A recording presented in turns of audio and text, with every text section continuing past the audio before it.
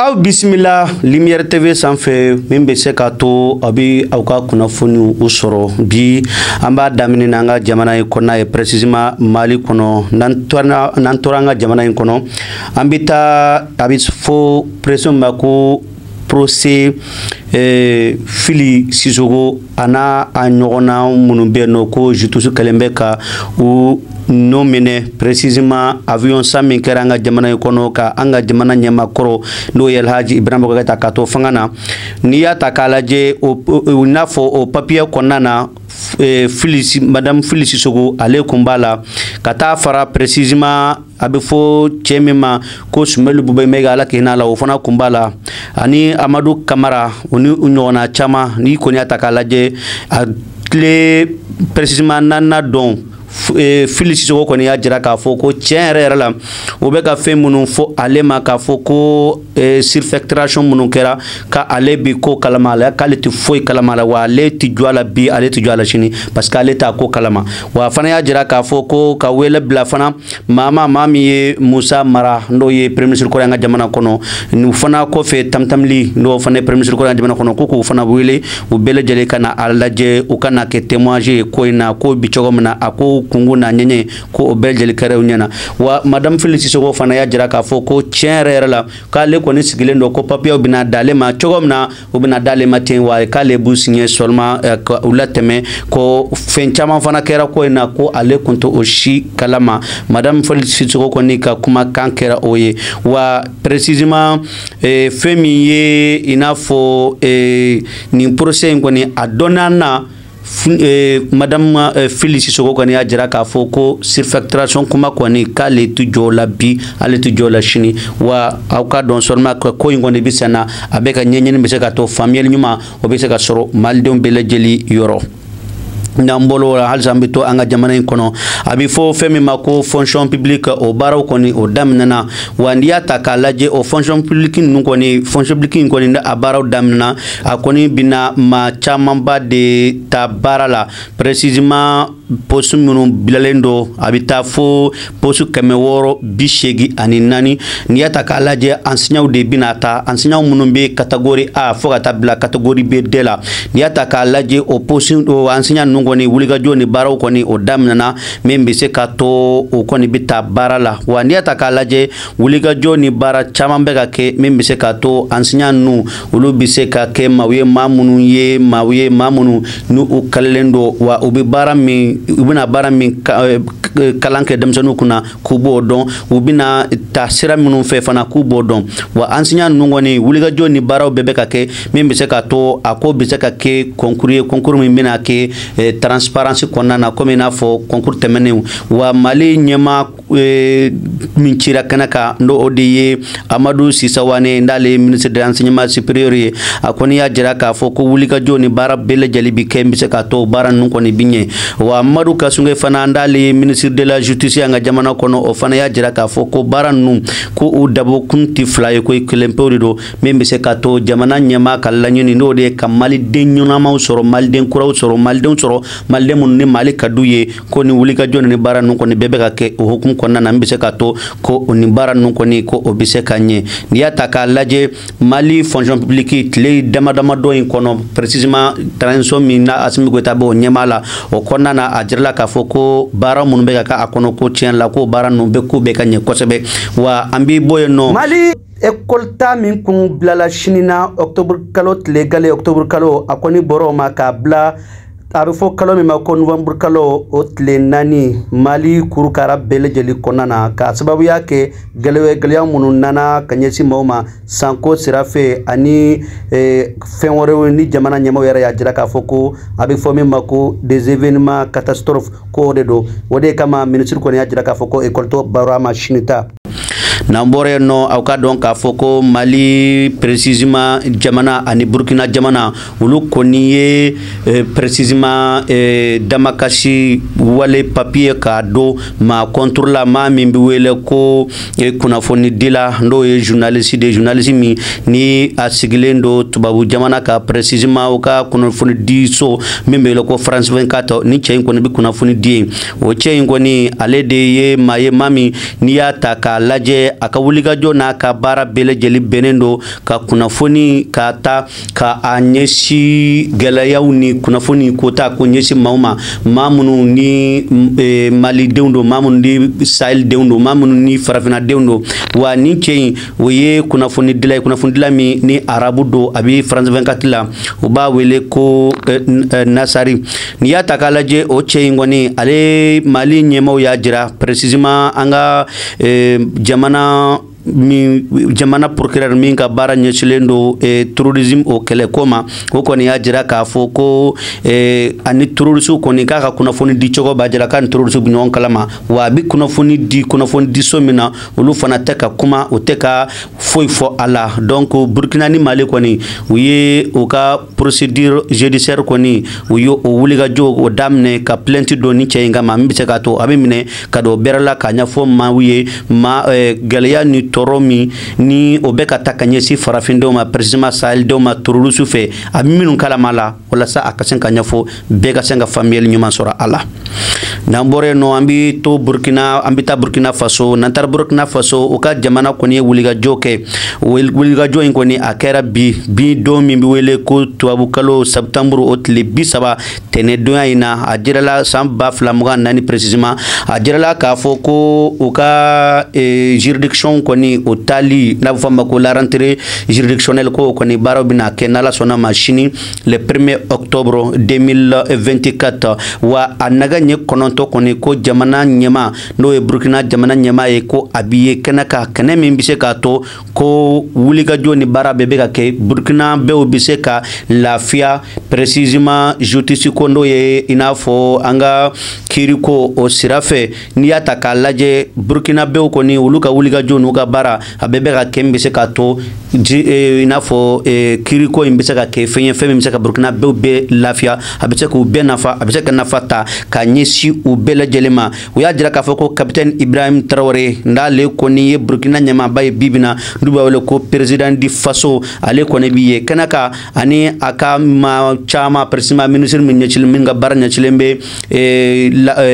a bɛ fɔ min ma ko kiiriko ma Burkina Faso kaw fɛ yen nɔ ani premier ministre ani gouvernement maa caman min bɛ se ka to u bɛ kɛ seere nin ko in ma ka tila ka wele bila Burkina bɛ caman ma k'u ka na u ka kɛ seere nin donni min bɛna kɛ sini n'a fɔ a ma ko rentrée juridictionnelle la.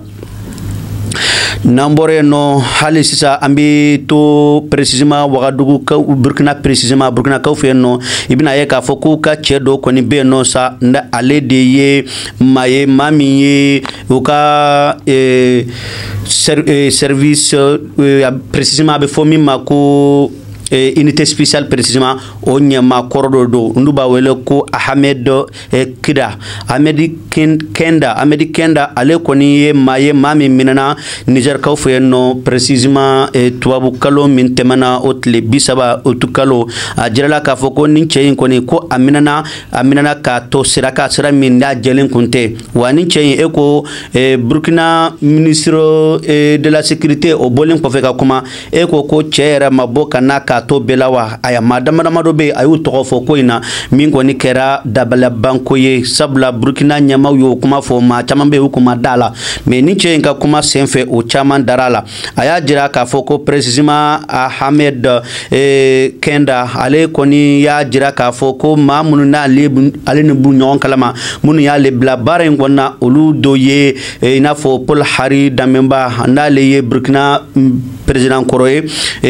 capitaine Ibrahim Traoré coup d'état kɛ maa min na o fana kɔfɛ a y'a jira k'a fɔ ko ani maa min kɔni bɛ yen nɔ ko kuma bɛɛ ko bɛ kuma o de ye an ka kunnafoni di ɲɔgɔn dɔ bɛ yen n'u b'a wele ko Abdoulaye Bari nka ale kɔni ye kunnafoni dila belebeleba ye Burkina kaw fɛ yen nɔ a y'a jira k'a fɔ ko o fana bi ko in kalama kosɛbɛ wa o fana kɔfɛ a y'a jira k'a fɔ k'u ka Burkina bɛ dɔ fana bɛ yen nɔ sa ni ale ye fana ye maa min ni i n'a fɔ finitigi don o fana bi ko in kalama u b'a wele ko Umba Omba ni o bawle ko colonel Omba lieutenant colonel Omba ale fana bi ko in kalama kosebe wa ya jira ka foko ulu minana wati minasa nyame kaw fe no ko aya soro ulu bi labena sa kata malfauta malfa munu bi se ka to ko ulu bi se ka galeya ni toro kata kanyesi capitaine Ibrahim Traoré o ka fangama ni chen ya jira ka foko ale mina wati Niger kaw fe no wa ya soro ale be ka ma ukano ma munu ye ma keme anima bisaba no uli ya marsino le marsino nu kunga kanaka bo Centrafrique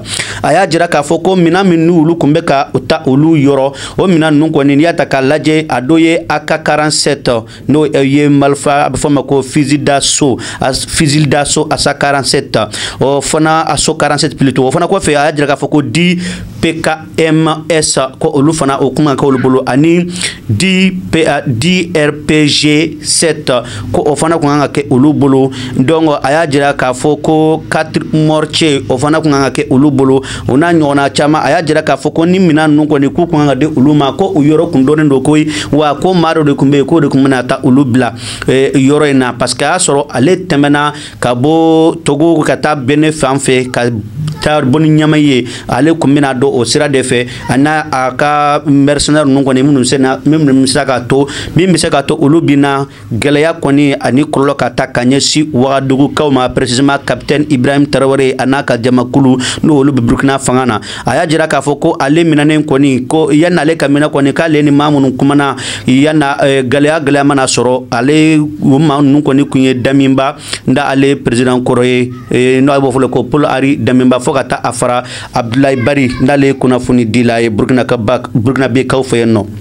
nan tara Togo kaw fe no ibina ye ka foko député Guy Maurice Sagna ale koni may ale kera may mami agresera Togo kaw fe no lome akera tubabu kalot le bisaba kunu kadidon septembre o kalot le bisaba ni ataka laje ale ni député do fana de kumbe nyon fe o député nu fana kunye togolewye ani parti do be Togo kaw fe no oye parti membu opposition na o ba wele ko DMP ni ataka laje o parti koni ulude kunye nyoye ke kunu wa uye ni député kay aya sora kumbe mission do la précisément Togo kaw fe no lome uya wele ko kana fara uluka ka bara ka uliga joka ke ni ataka laje kuma koni damina na amame soni dron cheji fili ani bolo kuru fili kata fara senfili ka o koni damina na ni député kay koni akungulo banana ka ko bana fo kata fara a senka ana bolo koni ulu bele jeli banana wa aya jira fana ka fo ko ale kelente ko ani ma chaman be nondo e Togo député do e kulle banana ni koyna wa ma bla dagrin badala koy aya jira ka fo ko fornya sumbe ndale ye Togo président o président bay ko ode ka ma ode blalendo kana ulu bugoni bugo chogoyna ku ulu bugo ko ballon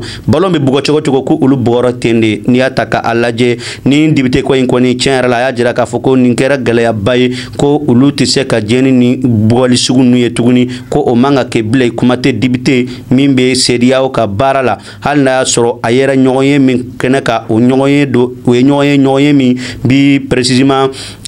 Togo dengu seulement concerné ni ataka laje nambore no ambita Franci précisément Franci kaw fe uga chebado be sandu bawelo ko l'un des acteurs principaux de France Afrique Robert Bourgi a ekoni chei ma révélation bawdo kewa ni chei ngoni ayekuma munu fo kuma nu ukeleme ka chama jatige parce que ni chei ya jira ka fo ko élection min kera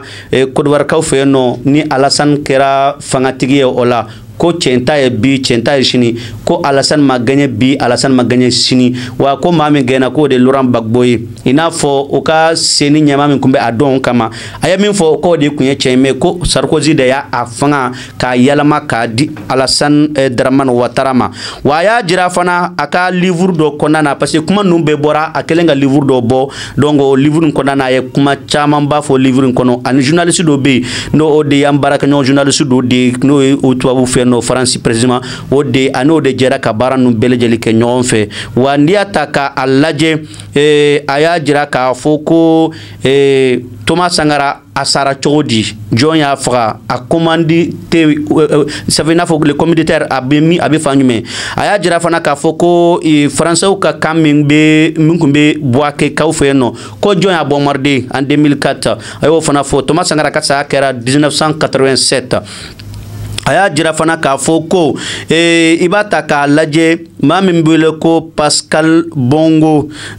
o fana ale ka putisiya ko kɛra cogo di mun de y'a kɛ jɔn de y'a kɛ n'i y'a ta k'a lajɛ a bɛ fɔ min fana ma ko toujours Ali Bongo ani a balima dɔ kun bɛ yen nɔ sa n'o o de ye ani min kun taara élection na a y'a jira k'a fɔ ko ale fana kun ma gagné o la ko dɔ in de kun gagné a y'a jira fana k'a fɔ ko wari camanba ko kun bɛ taa ka di tubabuw ma précisément Faransi ɲɛmɔgɔw ma an ka jamana ɲɛmɔgɔ ninnu fɛ i n'a fɔ Laurent Gbagbo i n'a fɔ Omar Bongo i n'a fɔ Denis Sassou Nguesso ani u ɲɔgɔnna caman ko ninnu caman kun bɛ wari bɔ ka taa di tubabu ma n bɛ se ka to ko u bi olu to fanga na ni an bɔra yen nɔ Robert Bourgi kɔni hali sisan a y'a jira k'a fɔ ko Faransa Afrique ko maaw dɔ bɛ Faransikaw don ko olu kɔni kɛra ingrat ye n'a bɛ fɔ o ma ko fitiriwalew k'olu kɛra ye Laurent Gbagbo ma ko don min na Gbagbo bɛ minɛ ka taa précisément haye n'o ye CPI ko tiɲɛ yɛrɛ la CPI jamana fɛ ka a waati ko tiɲɛ yɛrɛ la ko in digira la kosɛbɛ ko parce que ale y'a dɔn k'a fɔ ko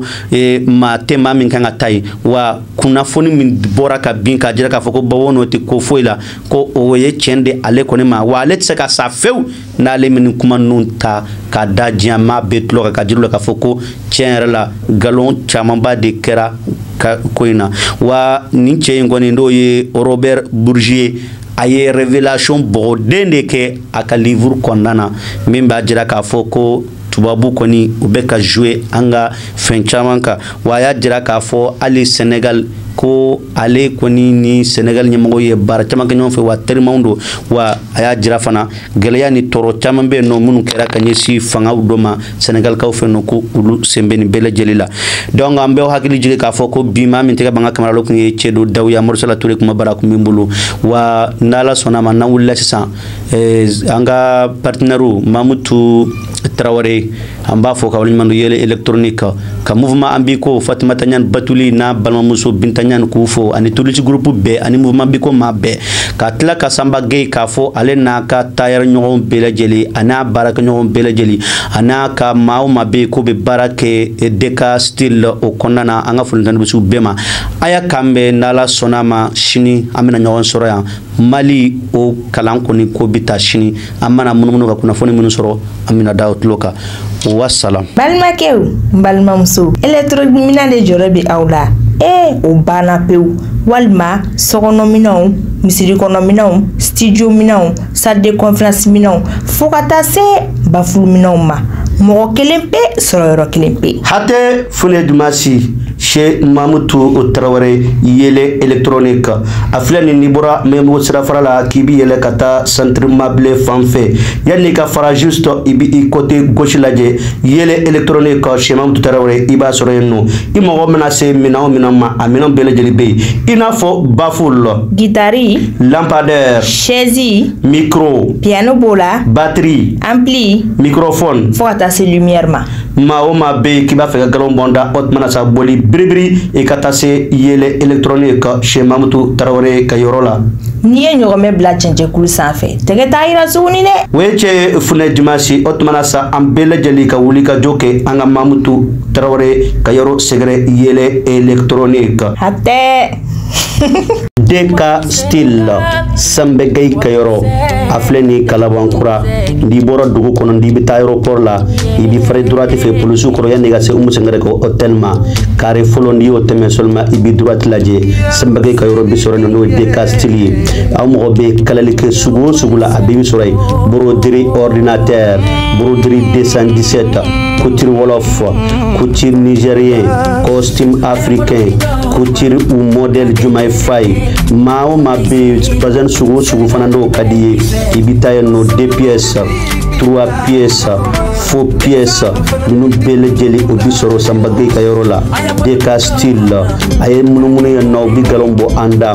maa o maa bɛ yen kanda a ka di ye n'i bɔra jama ka girin kɔ jama k'i ɲininka i ka nin fini i y'a kalan min i ye nin fini don min nin fini i y'a san min n'i b'a fɛ mɔgɔw ka kabila i b'a fɛ mɔgɔw k'u da wa k'i lajɛ turu cɛ Samba Gueye ka yɔrɔ la i ka galon bɔ an da DK style Samba Gueye ka yɔrɔ na i pari i ka parili nɛgɛ don mɔgɔw tɔ ninnu na